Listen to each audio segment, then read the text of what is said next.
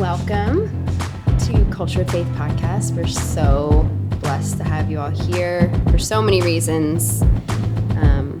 This is Paul and Virginia Friesen, and we're going to talk about parenting this morning. So we also have Ryan back on the podcast. Welcome, babe.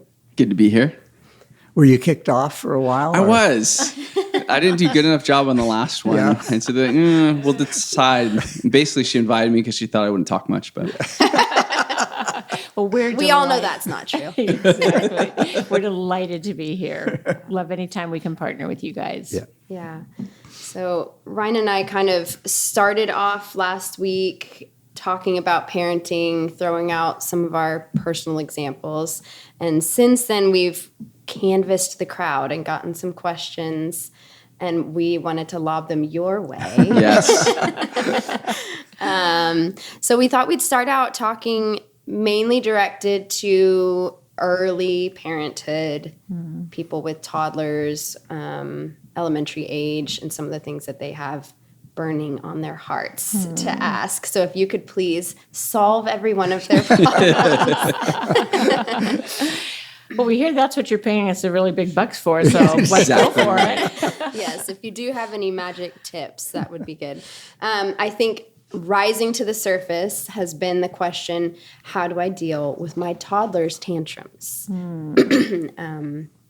How do I work on their behavior? It is a very broad question, but again, I think just what are some strategies? We've gotten to this point when they're melting in the middle of the meeting or the floor or the store or whatever. What do I do from here? So, Well, I'll start with what you don't do, Okay. and that's negotiate an award. That you don't say, well, okay, here, have the candy, have whatever it is. And I think when we're in public, we're often tempted because people are watching our child, which Yes. means we're bad parents, Yeah. and they're thinking that. So we slip them the candy bar or whatever and say, just be quiet. yeah. Yeah, definitely avoid rewarding the tantrum, because whatever we reward is going to positively reinforce, which means you're going to just continue to have to deal with that behavior. Every kid is different also, so I think in dealing with tantrums, it is important that we know what leverage we have with children, with each individual child. But we would say definitely kind of starve the tantrum. Don't give into it. Don't Yeah. feed it. That's a good one, starve the I like that tantrum. phrase. I'll say that stuck with me. Yeah. Because I think our tendency, again, it's going to come out of our own life experience. Yeah. Each of us brings so much into the situation. Some of us are trying to make right wrongs that were done to us in our past. Yeah. There's just a whole lot of dynamics that are at play. So I think, one is I think we really do pray for wisdom in how to handle it. And two, I think we pray for having really effective strategies. So as we say, starve the tantrum. It may be through a timeout. It may be through taking away a privilege. It may be by leveraging what's kind of most important to that child. That's what usually will get their attention. Yeah. And quite honestly, every child's going to try tantrums at least a few times. Yeah. And if they're successful in getting what they want, they're going to keep going. And if they're not successful, it'll put a quicker end to it. I remember the point. story was told about me that I was acting up the table, and my dad said, if you don't straighten up, you're going to go to your room. And I didn't straighten up, went to my room. I'm an introvert. I didn't want to be at the table. I wanted to be in my room. So I'm playing in my room, and he comes in 10 minutes later, are you ready to come back? I said, no, Dad, I'm good. And very ineffective discipline. Right. Where for an extrovert, going to the room or being in the corner, timeout, can be really a good discipline. Yeah. One of the phrases we've used is the displeasure of the discipline must exceed the pleasure of the disobedience. That's good. Ooh. So That's the good. displeasure of the discipline must exceed the pleasure of the disobedience. And that takes knowing your child, Yeah. knowing that's what good. it is. Which makes sense because, like Virginia, you were saying, each child's different. The thing that's going to, be the greatest displeasure is going to be different for each kid. I mean, we know that with our 5 children. We've got to use I wish it worked where you could just do the same thing for every one, but it just doesn't, you know? Yeah. That's good. And we're all pleasure seekers. So Exactly.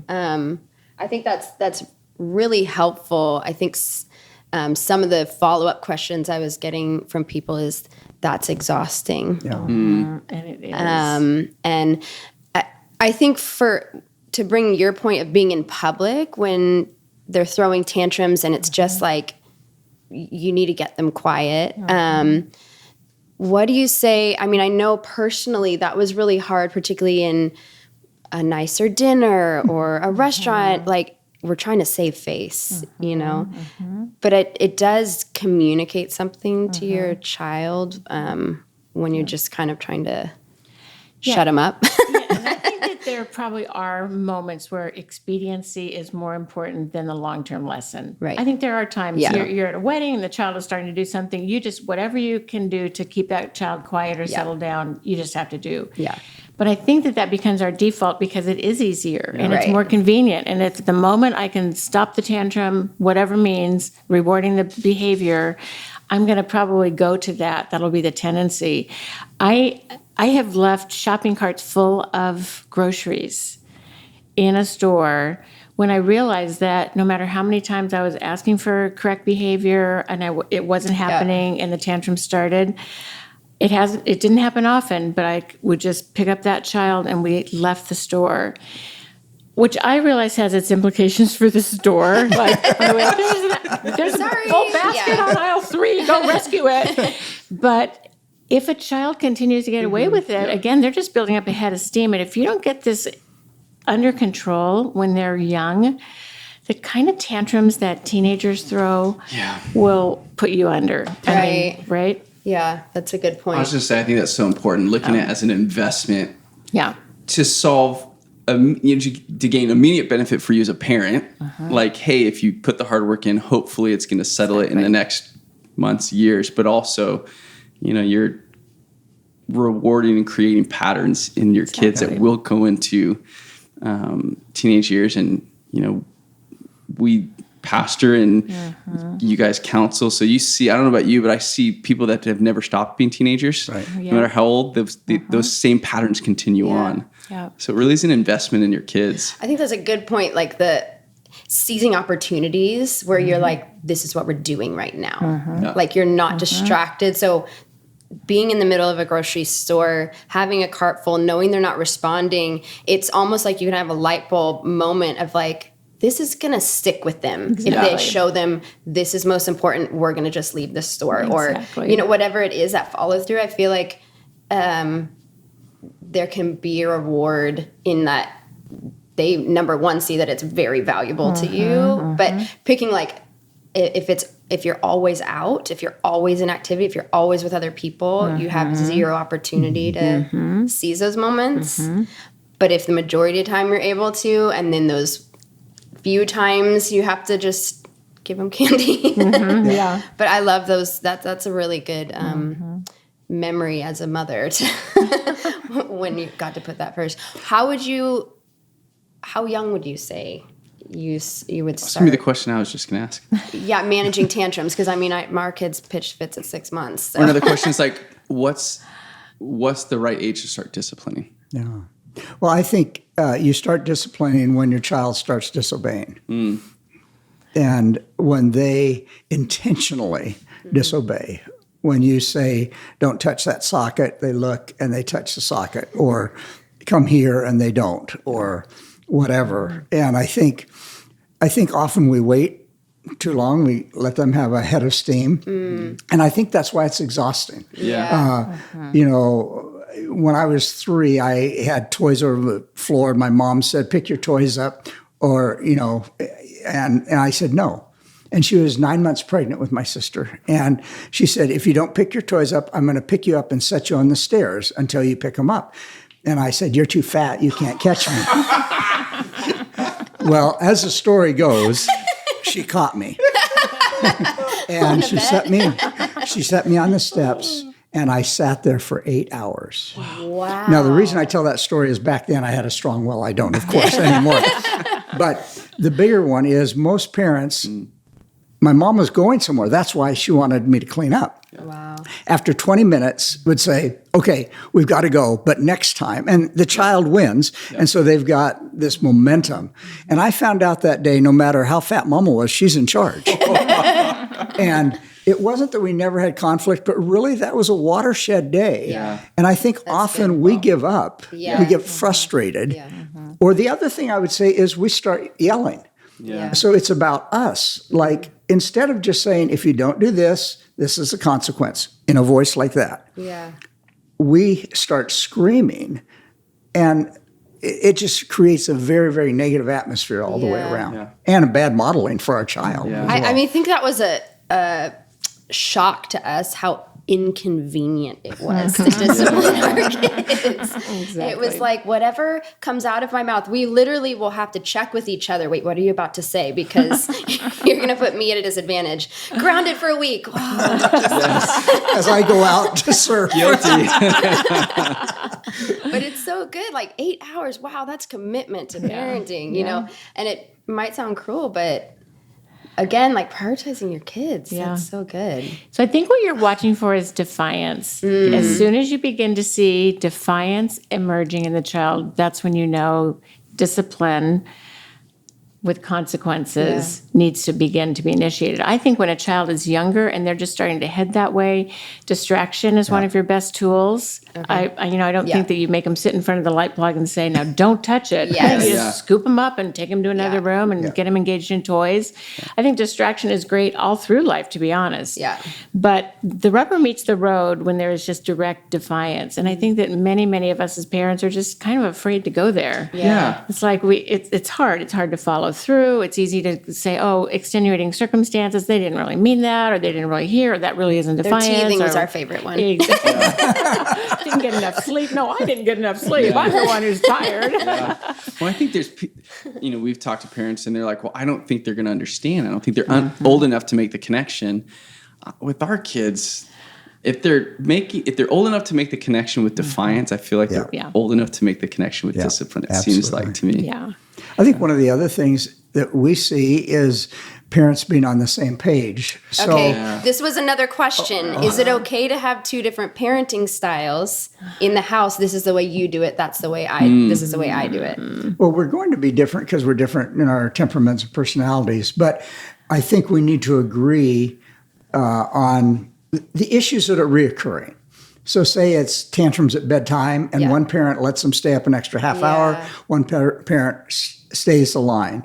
Or meal, do you have to eat your food? Do you not? Just go through, what are the things that reoccur? Now, go at it as parents and make your decision. And you both keep that. Yeah. All parents, you're going to have one who's a little more lenient than the other. I don't think that's the biggest issue as much as, and then the second is, if you're alone and one parent says, no, you're grounded, the other one can't come in and say, what are you doing that for? That's way too harsh. And then you start arguing. We really feel, unless it's life and limb, whoever makes the decision, you support that publicly in front of your children. You can go into the bedroom, argue with each other, come back and say, Mom and Dad have talked about this. We're going to change. Yeah. But don't do that in front of them. We Drive don't a think wedge. that's helpful. That's Yeah. good. That's really good. It's extremely confusing to children to have two different sets of standards, of rules, of reinforcement, and it quickly devolves into good cop, bad cop. Yeah. And now the parents are pitted against each other, which will create friction between them. And when the marriage is unstable, the kids are unstable. So we always say, identify the key issues. Like if you observe what's happening in your home and take the top 4 things that are creating disharmony or dysfunction or whatever. And as parents come together, pray over them, talk them through. And I realize in many situations, one parent is a believer, one isn't a believer. So the standards by which they live are entirely different. There are some very dicey situations. Yeah. We're not saying this is easy, Right. but we are saying for the sake of the children, don't die on the hill of your own rightness. Be willing to work to maybe come to a compromise that isn't exactly how you want it, and it's not exactly how he wants it, but for the sake of the children, that's what you're going to that's what you're going to live by. Yeah. And it sounds odd, but we think it's better to make a less than best decision unified than the true. best decision with contention. Yeah. That's really good. And often we see it so often. If mom's home, we can watch this. If dad's home, we can't, or Yeah. vice versa. And we just think, make sure you're on the same page on those things. Well, and the fact of the matter is, marriages, you're always coming from different cultures, whether you're from a different country or not. You're coming from different family cultures. So this is a real issue of blending cultures and having to figure out what's our family culture going to be, and a trial and error basis. A lot And of time. blending temperaments Yep. and blending strengths. Oh, I yeah. mean, recently we met with a couple where one is all grace-based and the other is all rule-based. Yeah. And they just want to kill each other as they're trying to discipline their kids. So many personal issues seem to come up when you're parenting. Even when, I mean, maybe this is just us, but if I see the thing that irritates me most in Ryan come out in one of my kids, I'm blaming him for their actions. Well, it is his fault, isn't it? It is my fault. You're just like your dad.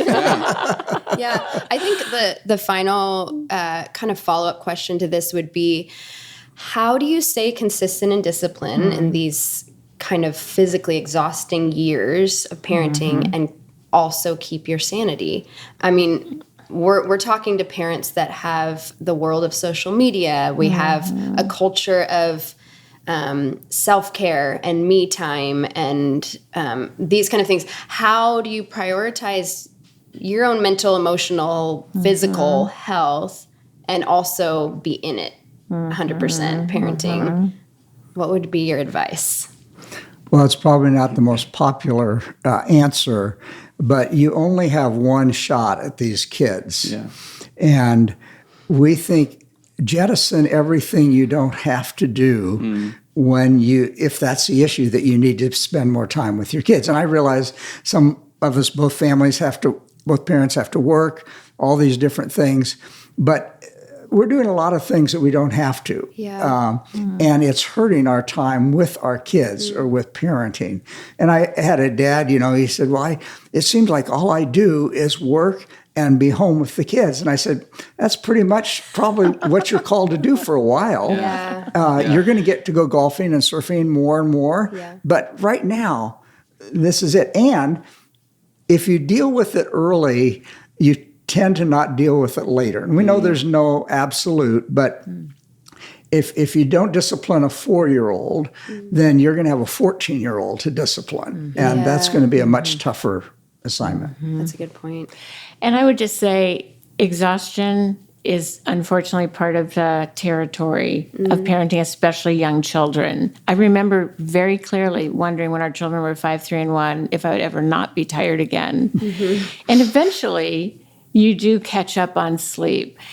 Regarding that self-care, I realize we're just prone to imbalance, aren't we? Yeah. So, because I say to young moms all the time, make sure that you are paying attention to your spiritual health, your mental health, and your physical health, because those are all key to everything else you're doing in the home. But then I have somebody consider, but I go to gym, but I have to go to the gym 2 hours a day, and then I have to go to my spa, and I have to get my hair done, and I have to da, da. And I think that, again, we're prone to imbalance, so it's swung really far to the other side. Yeah. So I'd say bring it back to a place of what is really needed. Yeah. And we would just say spending time with the Lord daily is needed. Yeah. Even if it's just a fly-by verse, if it's a quick devotional, but something that aligns our hearts and minds with Him is critically important. Whether we're parenting or not, that is, but I think especially as we're parenting and trying to grow in our Christ-likeness as parents. And we personally think that exercise is great for our mental, our spiritual, and our physical health. So somehow in there, you need to plan into your week times where you are taking care of the temple of God. For us, we walk 5 miles a day, and I learned early that Virginia having some time every day for physical exercise is really critical. Yeah. But as she said, you don't have to go to the gym for 2 hours. I mean, I gave up going to the gym for the sake of the family. It's a sacrifice, but it was worth it. I think for us, I mean, having a lot of kids in a close space of time, you just can't get rid of them very easily. So I don't know, a lot of times we tended to try to incorporate the spiritual health and the emotional health with the kids. So it was like, hey, we're going to take an hour. Everyone's going to just be on a couch or whatever. We're going to turn music on, but it's quiet time. Draw, Or, hey, we're going to go out and do a workout in the yard. Let's all come out. Even with toddlers. And almost, I mean, I know there are times where you just need mental space, and that's like driving to Safeway. You just readjust what mental space is. But it kind of like almost teaches them balance sometimes too. Those just shared times. But yeah, I think that's a real issue. And when we feel this right to a lot of personal time, then it actually gives a lot of tension on the marriage too. And just kind of being like, what we get is bonus, not this like shoving kids back and forth at each other, cycle, and just embrace this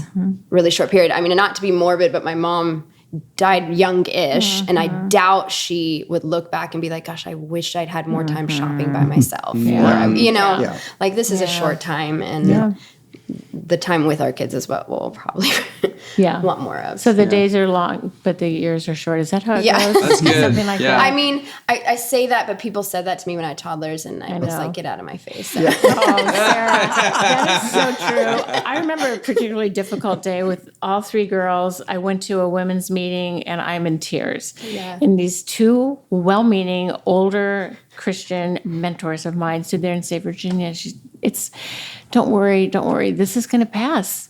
And I remember thinking to myself, not fast enough, and I'd really like to slug you right now. If I make it. Yeah, if I make it or if they make it. It feels like somebody's not going to make it.